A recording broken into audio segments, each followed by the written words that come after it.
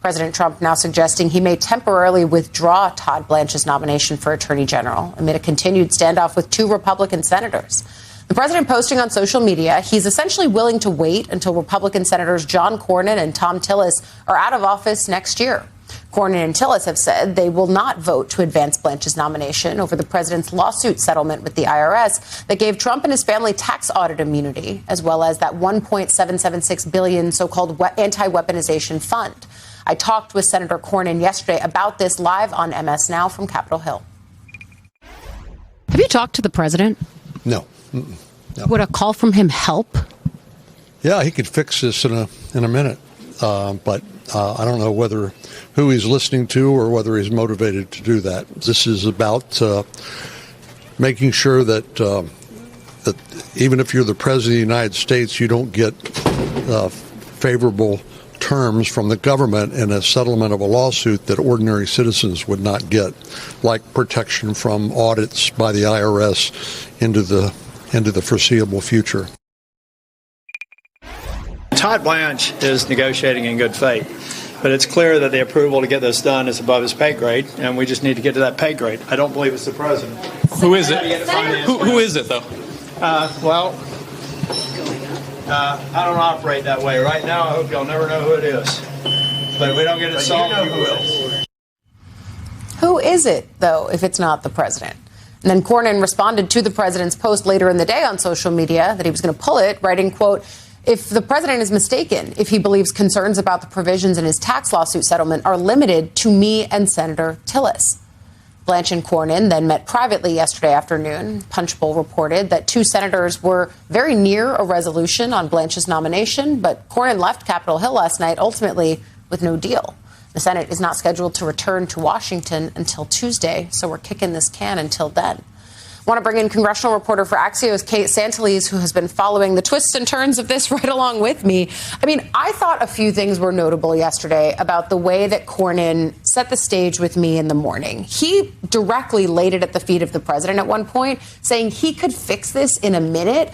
I know that him and Tillis continue pointing to maybe he's getting bad advice or maybe someone at DOJ is not agreeing to this deal. And ultimately, the problem, as I understood it yesterday, is that they don't want to put this in writing.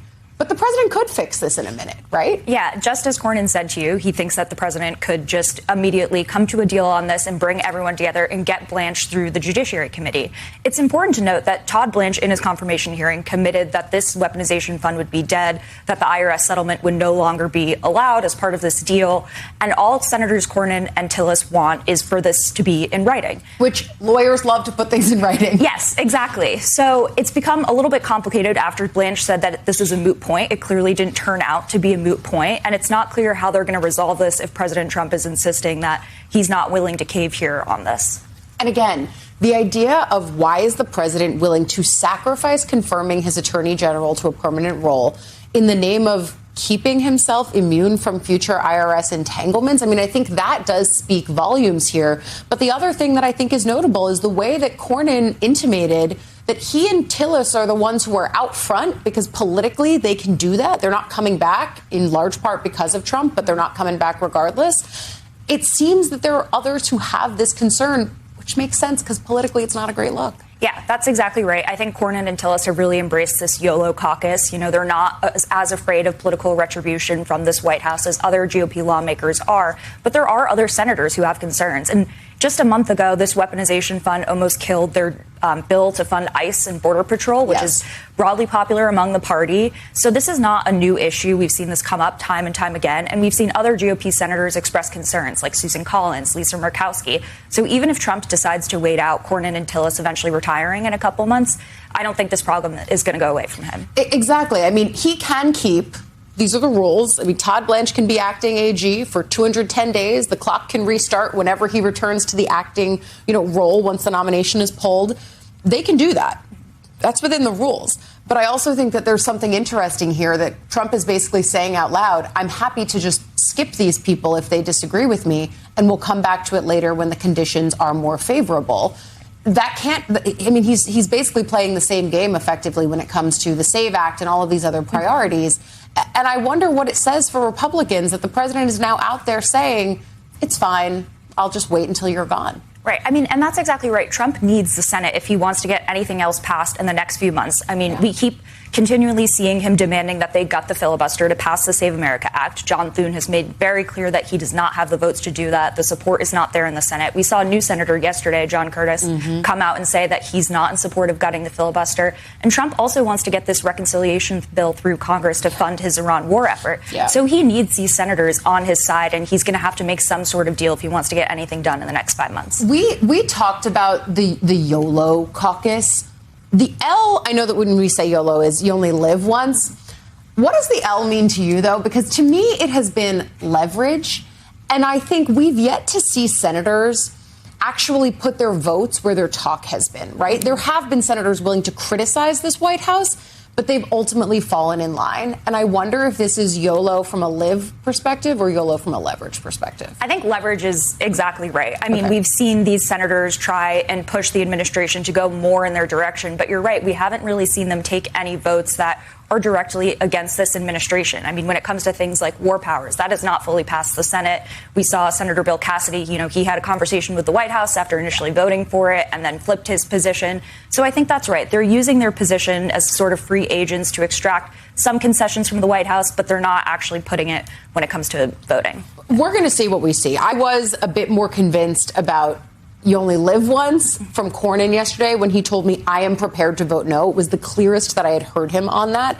But you're right to talk about these schisms within the Republican Party and the ways that people are willing to be crosswise with the president. It might be why President Trump's chief of staff, Susie Wiles, actually made a rare appearance on the Hill this week.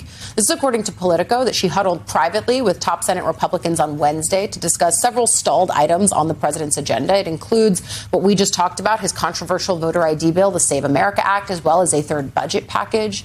News of that meeting came amid brewing tensions between Trump and his Senate Majority Leader, John Thune, the midterms, of course, looming over all of it. It's worth noting that John Cornyn told Politico Thune said the meeting with Wiles was about the reconciliation bill and not the stalled nomination of Todd Blanche as AG. But what does it say that Susie is going up to the Hill, huddling with Barrasso and Thune specifically, who has taken arrows from the president, from the White House press secretary at the podium? I mean, it's clear that there is frustration. And the reason I say that is because you and I know John Thune, and he does not vent frustration or anger publicly. And he has been, in his way, saying things that are pointed, that are sharp toward the administration. That's exactly right. I mean, it hasn't been a great week for John Thune in terms of his relationship from the White House. We've seen some critical remarks from the White House, like you mentioned. But again, I think the most important point is that Thune does have the backing of his conference. And that's what's most important. And he said yesterday, President Trump doesn't vote in our internal elections. So President Trump can continue to put pressure on Thune to gut the filibuster. He can continue to say, it's not me. I don't have the votes. You need 50 votes to do that. So it remains to be clear exactly how Thune is going to navigate the situation. But he has the support of his conference. There are a few loud voices, but mostly everyone backs him. I think that's exactly right. He knows what it takes to keep his members and the full breadth of his conference on board, and he has a wide range of them. It is the now YOLO members, but it's also Susan Collins, Lisa Murkowski, to your more conservative Mike Lee's, and Thune understands the way that he's balancing that, and he derives his power from them as opposed to the speaker, who derives power more from the president holding his conference in line. It's a fascinating balancing act. We're going to see what we see next week. Congressional reporter for Axios, Kate Santelise, rest up. I'll see you in the scrums up there. Thank you. Before we take a weekend, though, President Trump is set to hold a cabinet meeting later today at Camp David. It's going to be the first cabinet meeting at the presidential retreat in Maryland in Trump's second term, after an earlier attempt in May was postponed due to bad weather. This one comes as Jake Clayton still hasn't taken the oath of office after the Senate confirmed him as Director of National Intelligence on Tuesday. White House officials told MS Now yesterday they didn't know when Clayton would take office as DNI, or whether Clayton or acting DNI Bill Pulte would be the one to participate in today's cabinet meeting. It's like, who's coming to dinner? The vice chair of the Senate Intelligence Committee, Mark Warner, told MS Now yesterday, quote, why confirm someone for one of our nation's most important intelligence posts if no one can say when they'll actually take office?